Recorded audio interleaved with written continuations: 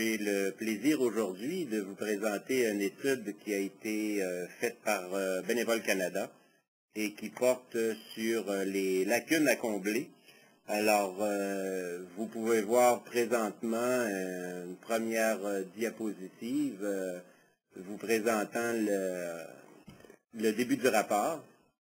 Donc, vous pouvez voir enrichir l'expérience bénévole afin de créer un avenir meilleur pour nos collectivités. Donc, en introduction, voilà, cette recherche portait sur des visées pratiques, à savoir mieux comprendre les bénévoles actifs et potentiels d'aujourd'hui, donc les caractéristiques, motivations, compétences, obstacles, intérêts, et trouver aussi de nouvelles idées, des stratégies, des modèles pour aller voir, chercher, mobiliser, je dirais, les jeunes, les familles, les baby boomers et les bénévoles soutenus par les employeurs. Donc, on peut manifester ou dire simplement bénévoles d'affaires. Donc, afin de promouvoir le bénévolat auprès de ces publics, et d'aider les organisations à favoriser l'engagement des bénévoles. Donc, qu'est-ce que cette recherche a de nouveau? On peut voir que c'est suite à l'enquête canadienne sur le don qui a eu lieu en 2007 sur le bénévolat et la participation. Donc, ça demeure la plus importante étude sur le bénévolat au Canada. Donc, ce que la présente étude examine, c'est beaucoup plus en profondeur, je dirais.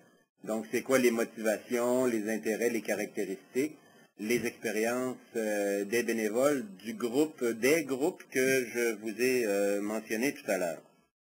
Donc, cette étude confirme certaines tendances, soit déjà observées, et ça peut aussi remettre en cause certaines idées reçues. Donc, la méthodologie, vous pouvez voir qu'il y a eu une recension de plus de 200 rapports. Il y a eu des groupes de discussion et, bien sûr, des sondages auprès de 206, vous pouvez voir, directeurs administratifs, 500 bénévoles et la population aussi a été contactée par sondage, donc 1016 foyers joints par Harris et Decima. Comment combler les lacunes? Dans le fond, la question était ça. Comment combler les lacunes entre ce que les Canadiens recherchent aujourd'hui en matière de bénévolat et la façon dont les organisations s'y prennent pour mobiliser ces mêmes bénévoles. Donc, il y a eu un comité consultatif. Vous pouvez voir à l'écran les principales personnes qui ont intervenu.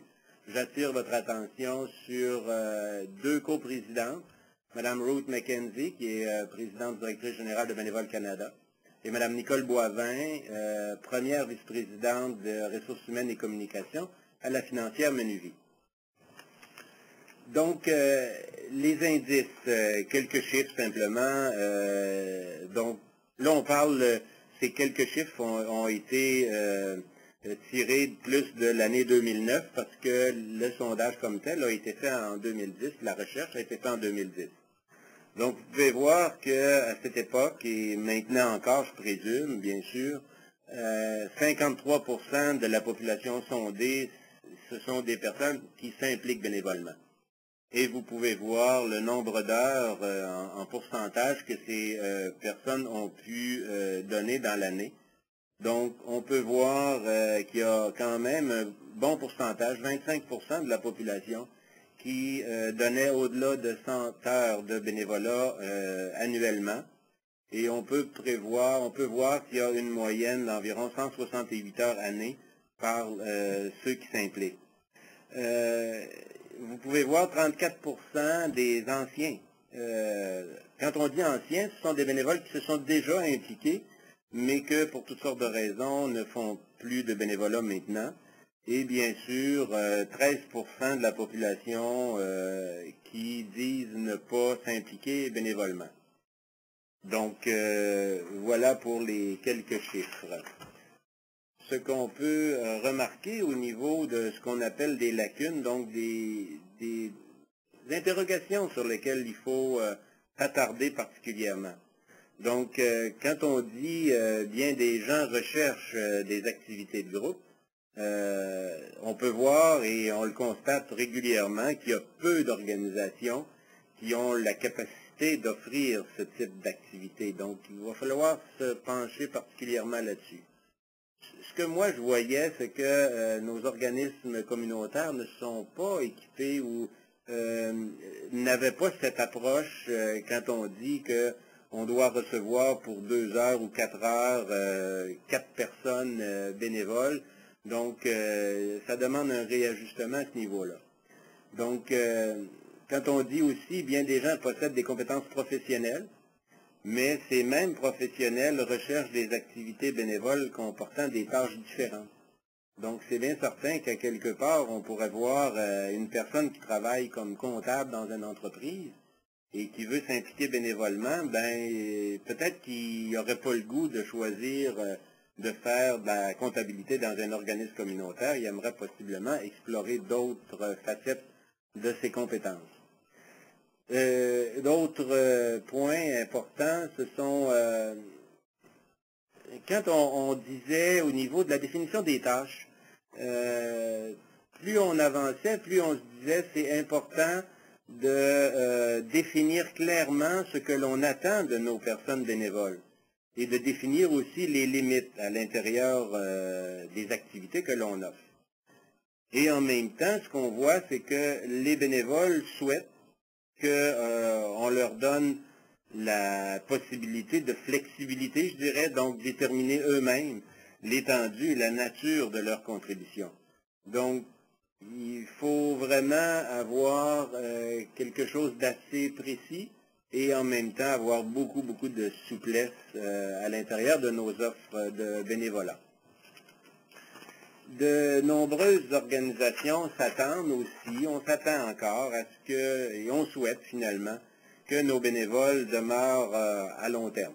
Donc, qui s'engagent chez nous, dans nos organismes, et qui demeurent le plus longtemps possible.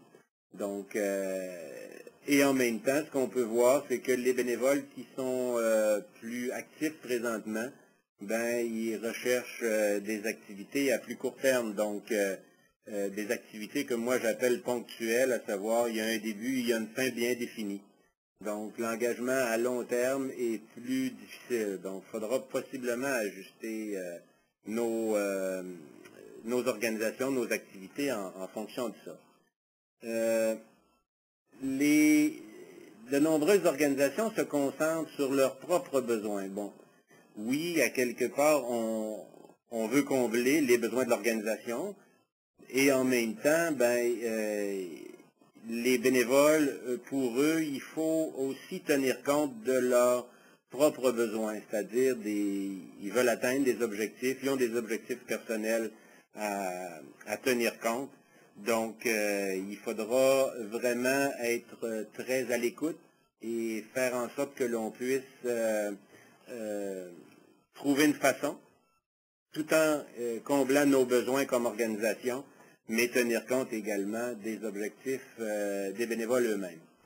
Donc, vous pouvez voir maintenant des diapositives qui s'adressent particulièrement aux jeunes.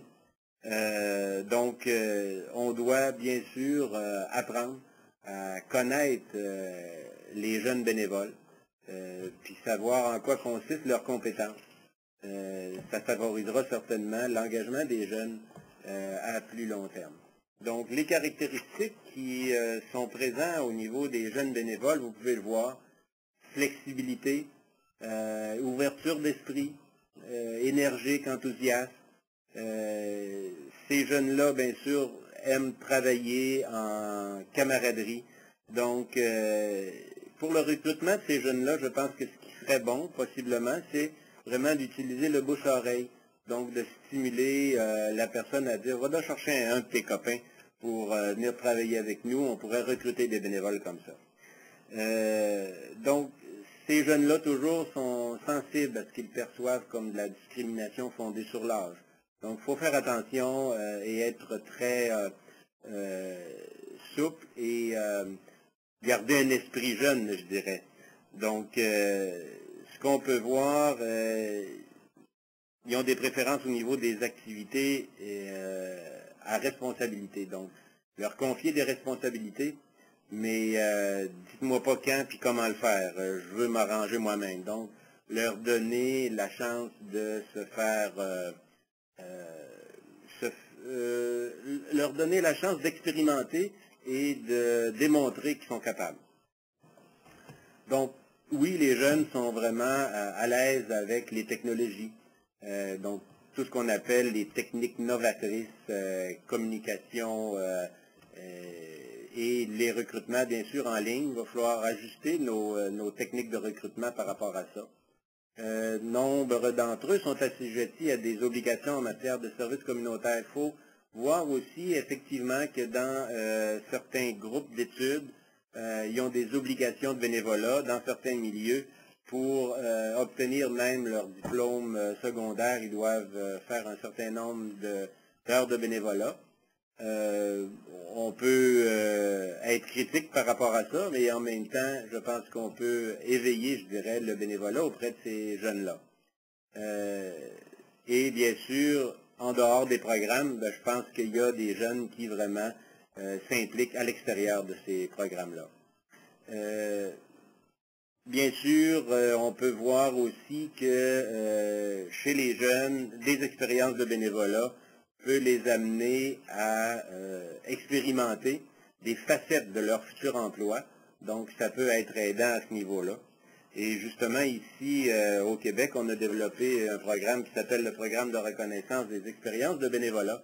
Et on fait vraiment une différence à ce niveau-là pour démontrer que dans le bénévolat, on peut aussi acquérir des expériences et développer des compétences. Une autre catégorie, c'est le bénévolat en famille. Donc, on peut voir que certains groupes de personnes, je dirais mi-âge, veulent s'impliquer, et en même temps veulent démontrer et donner des valeurs à leurs enfants. Donc, ils veulent s'impliquer bénévolement, mais en famille. Donc, comme on le cite ici, je voudrais faire du bénévolat avec ma famille, afin de faire comprendre à mes enfants l'importance du bénévolat et de les inciter à contribuer au bien-être de leur collectivité plus tard dans leur vie. Et ce qu'on peut mentionner à ce niveau-là, c'est que plusieurs personnes que je rencontre et qui s'impliquent bénévolement, ils me disent, moi, c'est comme, j'ai vu mes parents s'impliquer et c'est pour ça que je fais du bénévolat aujourd'hui. Donc, on peut stimuler à ce niveau-là le bénévolat en famille. Donc, les caractéristiques de ces personnes, ils ont de la difficulté à trouver suffisamment de temps pour faire du bénévolat. Donc, ils ont bien sûr, ils sont à mi-âge, comme je le disais, donc sont confrontés à plusieurs responsabilités, soit des nouveau-nés, des jeunes enfants, soit qui ont des ados, et parfois même, ils doivent s'occuper aussi des parents qui sont vieillissants. On peut voir les différences entre les générations, doivent répondre aux différents besoins des membres d'une famille. Donc, on peut le voir encore. Le temps passé en famille est important pour moi. Donc, quand je fais du bénévolat, je veux que mes enfants soient avec moi. Alors, voilà pour le bénévolat en famille.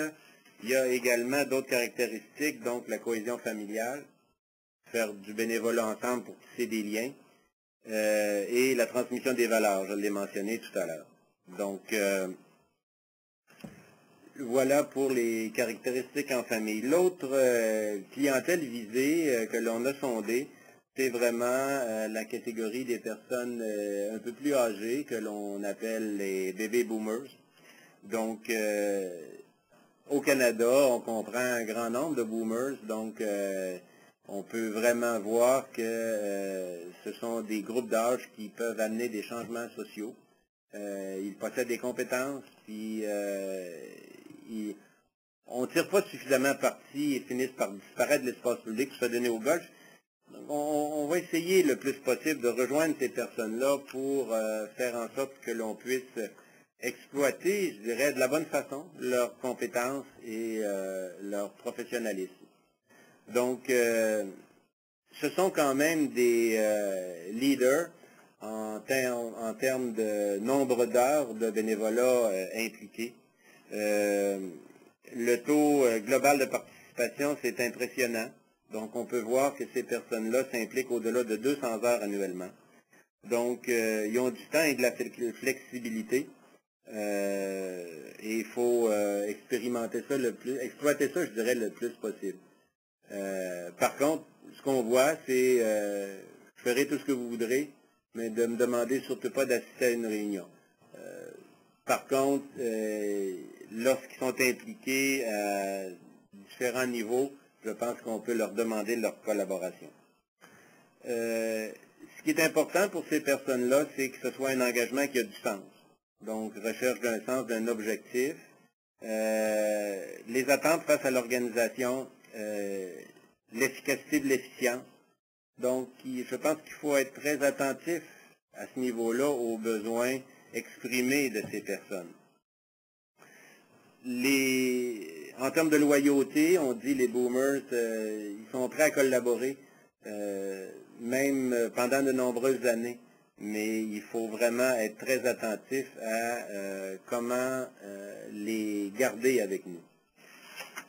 Une autre catégorie que l'on a sondée, c'est également les personnes qui sont dans des entreprises et qui sont supportées par ces mêmes entreprises pour s'impliquer bénévolement. Donc, ce que l'on mentionne, c'est « j'aimerais voir les résultats de mon travail bénévole », qui consisterait à, idéalement, en une série de tâches clairement définies et différentes de celles que j'effectue tous les jours au travail. Donc, c'est ce que je mentionnais tout à l'heure. Ces personnes, appuyées par l'employeur, ils sont orientés, bien sûr, résultats. Leur temps est très, très limité. Donc, c'est vraiment de l'activité à court terme. Et ça exige souvent ils exigent eux-mêmes des compétences élevées à ce niveau-là.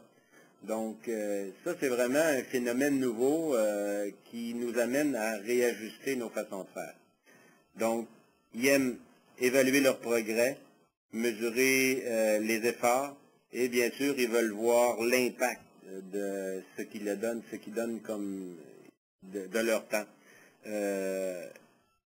Voilà pour ça. Donc, les bénévoles, le bénévolat pour eux, c'est un passe-temps, une activité distincte du travail, puis comportant un produit final clairement défini.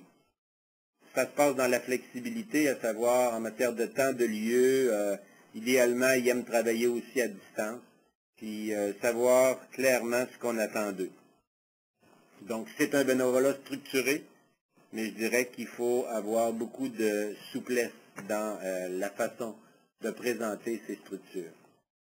Alors, les caractéristiques que l'on dégage par rapport à ça, c'est vraiment, il y a différentes formes selon les étapes du cycle de vie.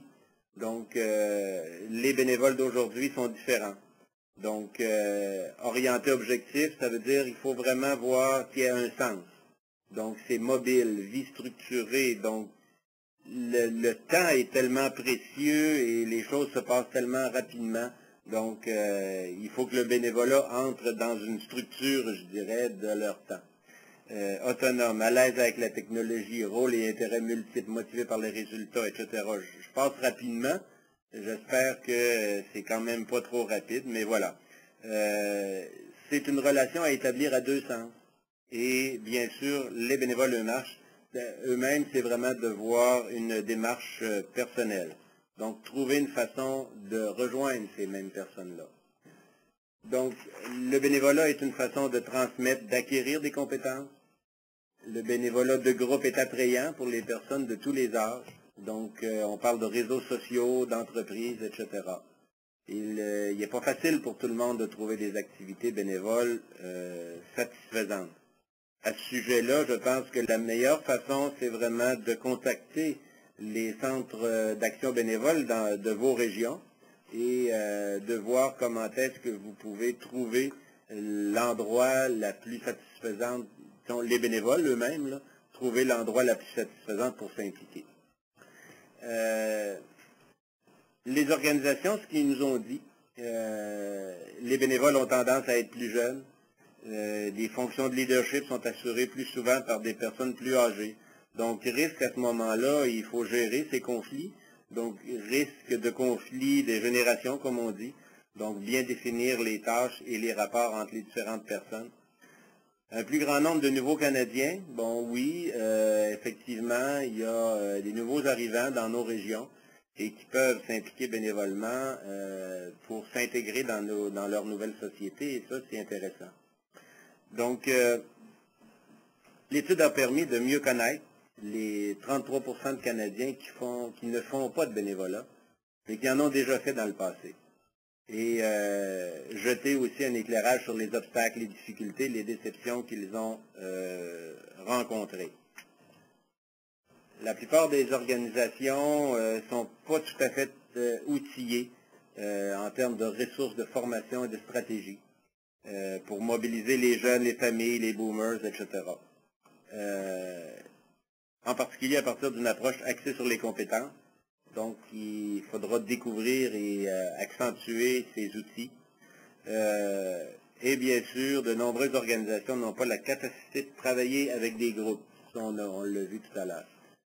Quelques statistiques à ce niveau-là. Les expériences de bénévolat, quand on dit loin d'être idéal, c'est que ce que les gens nous ont dit, c'est que 30% de la population sondée disent c'est des politiques trop compliquées.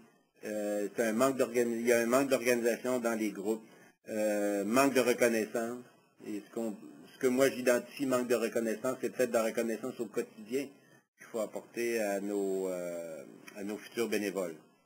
Et ce que je vois aussi quand on parle de résultats souhaités non atteints, sous-employés, manque de soutien, manque de communication, etc., c'est vraiment d'être très attentif et de faire des suivis réguliers avec nos bénévoles. Que peuvent faire les organisations? Bon, on peut voir vraiment, c'est de créer un équilibre entre concevoir des activités précises et bien définies, tout en faisant preuve d'ouverture et en laissant les bénévoles déterminer l'étendue de leur contribution. Être bien organisé, mais tout en évitant les lourdeurs bureaucratiques. Et la troisième, faire correspondre les compétences des bénévoles aux besoins des organisations, mais sans tenir pour acquis que tous les bénévoles souhaitent mettre à contribution les compétences liées à leur profession, leur métier ou leur éducation. Donc vraiment des profils de poste. Que peuvent faire les organisations? Les chiffres qu'on peut voir, 39% plus d'offres adaptées aux compétences, 33% plus de retours sur les résultats, un 30% aussi rôle et attentes plus clairs. Donc on parle de plus de formation, flexibilité dans les horaires, plus de support de l'équipe, etc., etc. Donc voilà, la reconnaissance de groupe. On termine ici. Vous pouvez voir, bien sûr, le rapport complet qui est consultable en ligne. Vous pouvez voir l'adresse Internet à l'écran sur le site de Bénévoles Canada. Donc, maintenant, notre collaboration, le Centre d'action bénévole de Québec, avec Bénévoles Canada, est en lien avec la partie francophone d'un site Internet qui s'appelle Soyez bénévole. Et ma collègue de travail, qui s'appelle Caroline Squarzoni, est responsable de cette portion-là, de cette partie-là. Et je lui passe la parole qui va vous expliquer en détail ce merveilleux site Internet. Et par la suite, vous aurez l'occasion d'entendre M. Don Lapierre de Bénévoles Canada qui poursuivra encore davantage. Voilà. À vous, Caroline. Merci, Charles-Henri. Donc, comme Charles-Henri vient de vous présenter la recherche qui a été menée par Bénévoles Canada et la financière Magnésie, cette recherche-là a permis de développer des outils utiles aux organismes et utiles aux bénévoles pour faciliter la mise en contact. Donc, je vous en présente trois à la suite.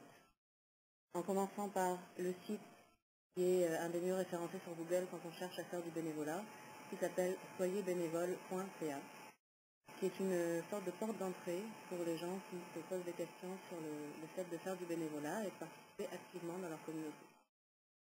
Ceux qui sont déjà venus peuvent aller très vite sur le jumelage, c'est le troisième outil que je vous présente. Donc, quand on rentre dans ce petit site, on voit que c'est un mini-site assez ludique, accrocheur, qui doit présenter le bénévolat en fonction un peu des attentes aussi et des envies des gens. On y trouve bien évidemment des outils. Toute cette campagne, après qu'on ait la thune, on est passé à tisser des liens, c'est faite à l'occasion de l'année internationale du bénévolat, le 10e anniversaire. Donc les quelques outils qu'on peut trouver ici, on a le quiz bénévole que donne la Pierre de Bénévole Canada vous présentera tout à l'heure, plus l'étude et plusieurs outils de communication qui peuvent aider à la diffusion, à la connaissance, à la promotion du bénévolat. Donc pour mobiliser au mieux les bénévoles, on peut faire un petit tour. Moi, ça me tente, comme un jeune, de développer mon expérience professionnelle et d'avoir un CV béton. Hop, je peux cliquer ici et profiter de la petite animation.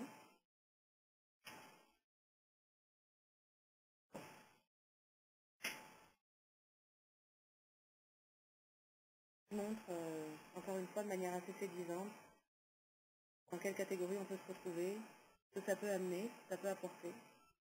Parce qu'il s'agit parfois vraiment d'une expérience professionnelle, quasiment. Et donc, on voit qu'un peu partout sur le site, chacune de ces animations, y compris ici dans le coin supérieur droit, on peut aller directement à l'outil de jumelage. Mais, il y en a qui permettent de rejoindre la page Facebook aussi de Soyez bénévole. Donc voilà l'exemple d'autres animations. Pour rendre sa vie sociale un peu plus palpitante. Donc, vous allez découvrir l'outil Facebook, la page en fait, avec une application. Ça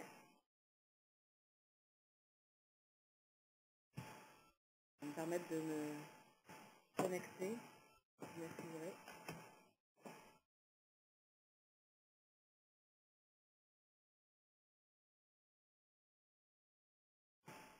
Donc, comme vous voyez, c'est une page Facebook classique, présente avec un babillard, la possibilité de poster et d'interagir avec les gens qui s'occupent de Soyez bénévole. Il y a aussi des discussions sur le thème du bénévolat, des témoignages et des récits. Et une application particulière, celle du jumelage. Donc là, on parle tout simplement de faire un premier geste qui n'est pas tant... En fait, on vous demande de donner du temps pour pouvoir distribuer de l'argent. Parce que la financière Manuvie a mis à disposition la somme de 10 000 $. Et donc chaque utilisateur peut, en cliquant ici, choisir à qui attribuer 25 $ parmi les 6 organismes référencés. Donc pour faire cela, c'est très simple. Il faut remplir votre bénévomètre à 100%. Comment remplir son bénévomètre? On le découvre ici.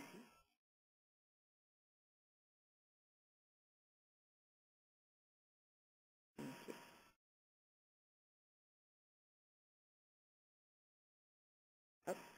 Il y a plusieurs petites actions comme celle-là. Donc de parler un petit peu de ce qu'on veut faire.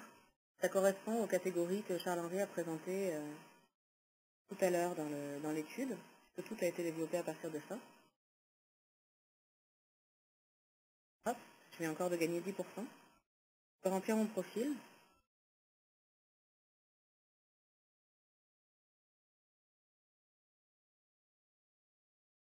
Voilà, vous voyez par exemple ici, je rentre mon code postal. Ici, je peux ajouter ou enlever des centres d'intérêt et parler de mes compétences, par exemple. Et à partir de là, je demande à l'application de me jumeler.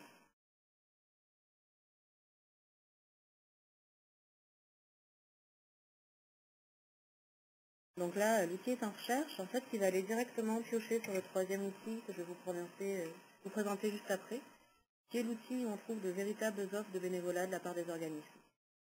Je vais continuer à vous présenter le bénévomètre. Voilà le type de critères que vous pouvez, le type d'action en fait que vous pouvez appliquer pour remplir votre bénévomètre à 100%. Quand vous êtes à 100%, vous rejoignez le mur des honneurs et vous pouvez choisir de donner donc la somme de 25 $ fournie par la financière Manuvie à un des 6 organismes. Donc ça, c'était un petit peu les outils accrocheurs et sympathiques qui permettent de stimuler les gens et de leur donner envie de participer un peu plus activement et de faire du bénévolat. Maintenant, je vais vous présenter le troisième outil, qui est le cœur vraiment de la rencontre entre les organismes et les bénévoles, qui s'appelle Action Bénévole, et qui est la déclinaison francophone de Get Involved. Donc vous le voyez ici, nous sommes sur la page d'accueil d'Action Bénévole Canada. Vous pouvez évidemment toujours rejoindre le Facebook. Cette page d'accueil, elle se présente avec différentes parties, des onglets en haut de page sur lesquels on reviendra tout à l'heure, des organisations, des ressources, des opportunités sont mises en valeur. Ça change toutes les semaines pour vous faire connaître un petit peu le contenu. Et là, que le potentiel bénévole recherche, la possibilité de se jumeler. Donc quand on suit ce lien, on va se retrouver sur une page qui permet de faire une recherche très précise. On peut en faire une très rapide ici uniquement par code postal. À ce moment-là, tous les résultats correspondant à son code postal vont sortir. Mais sinon, on peut déjà se baser sur les intérêts. Savoir que chaque personne, en fonction de ses valeurs, est plus enthousiaste à aller s'occuper des enfants ou de l'art. Donc si moi c'est le patrimoine, les médias sociaux, le théâtre,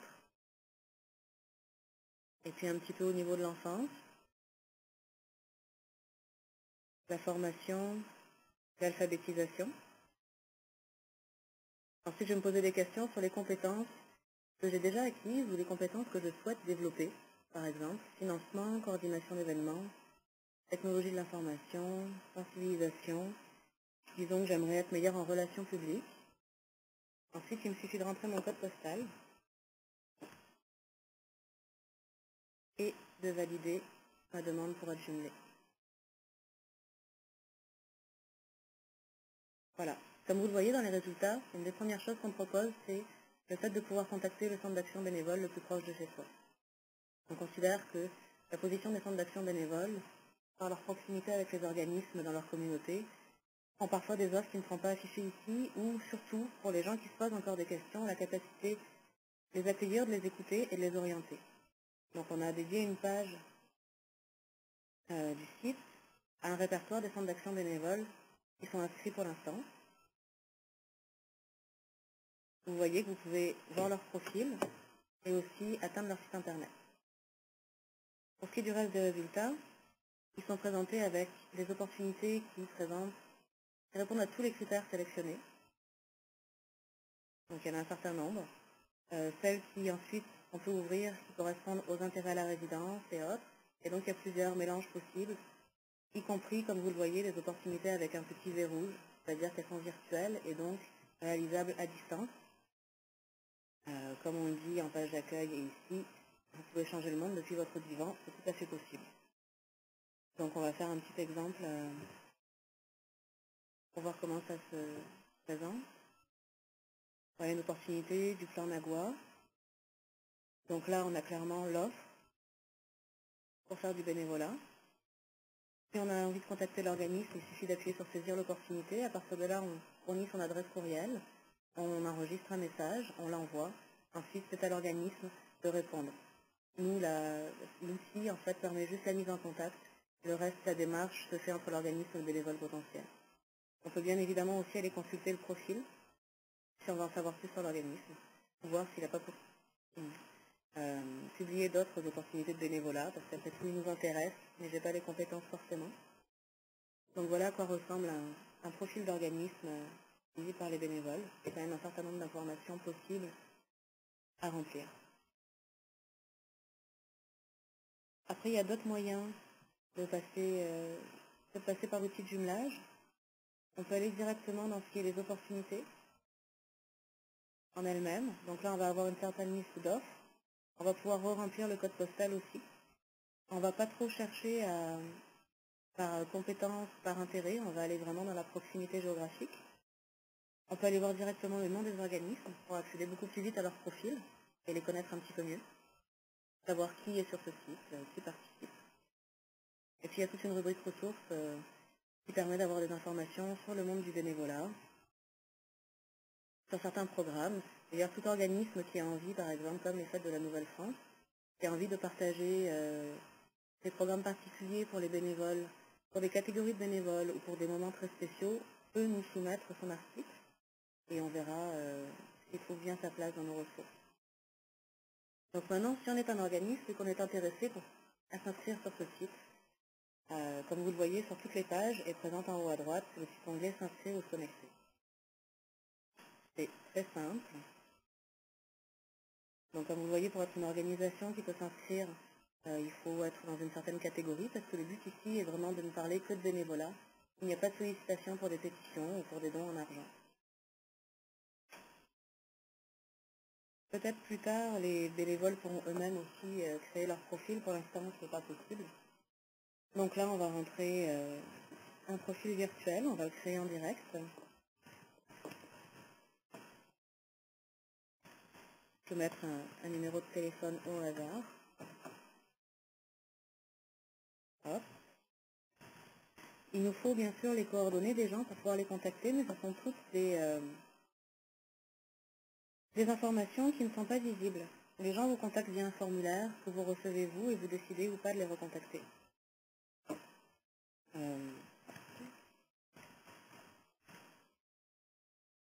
Donc l'adresse courriel que vous allez renseigner, c'est celle que vous utiliserez pour vous connecter, tout comme le mot de passe que vous choisissez maintenant.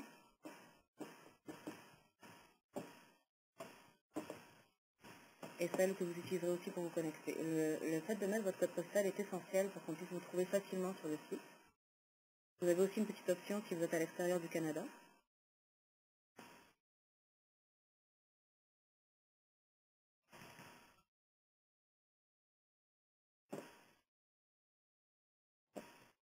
Donc comme vous le voyez, tout ça n'apparaîtra pas sur le site.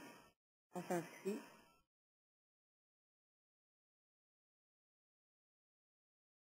Et à partir de là, vous pouvez tout de suite publier une opportunité de bénévolat ou aller à votre profil.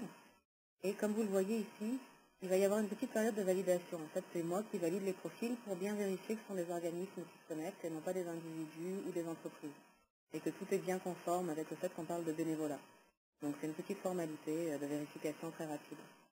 Donc imaginons que j'ai le goût de m'occuper d'un jardin communautaire et donc de participer à l'entretien par exemple. Spécifiquement les tomates parce que c'est pas mauvais, ça se mange très bien. Hop. Donc on est un peu dans l'environnement, on va pouvoir travailler avec des enfants, on n'est plus dans l'agriculture. On recherche sport et loisirs. Et hop. Voilà mon code postal. Je peux mettre une date d'expiration, ce qui est très pratique pour pas avoir à gérer mes offres en permanence et à les vérifier ou à recevoir en fait des gens des demandes de contact pour des offres qui ne sont plus valides ou pour qui on attendait le poste.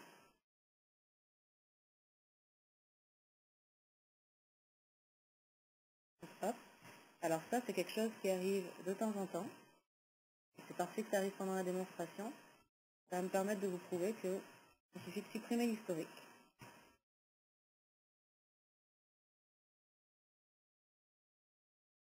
Et uniquement de se reconnecter.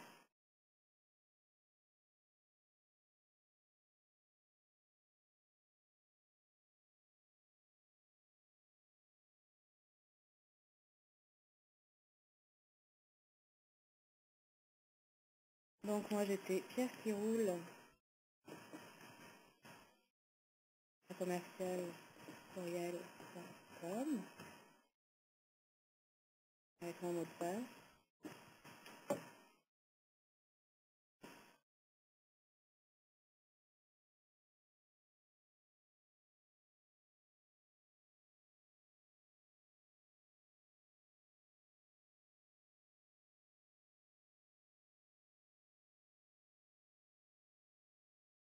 Et on a un petit problème.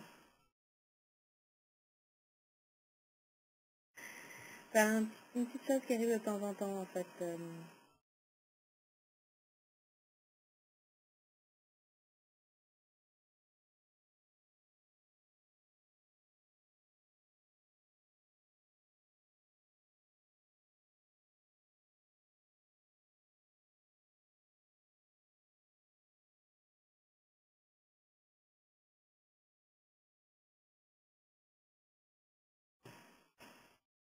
J'ai fait trop de tests, je pense, pour que ça puisse fonctionner.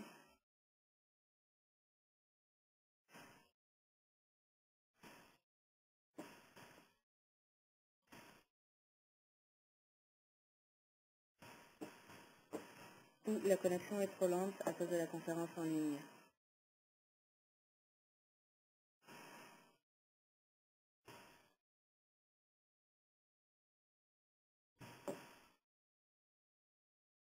Ok. Je vais aller vous parler de la question de ressources, vous montrer un peu plus à quoi ressemble un profil d'abord. Je suis désolée de la démonstration.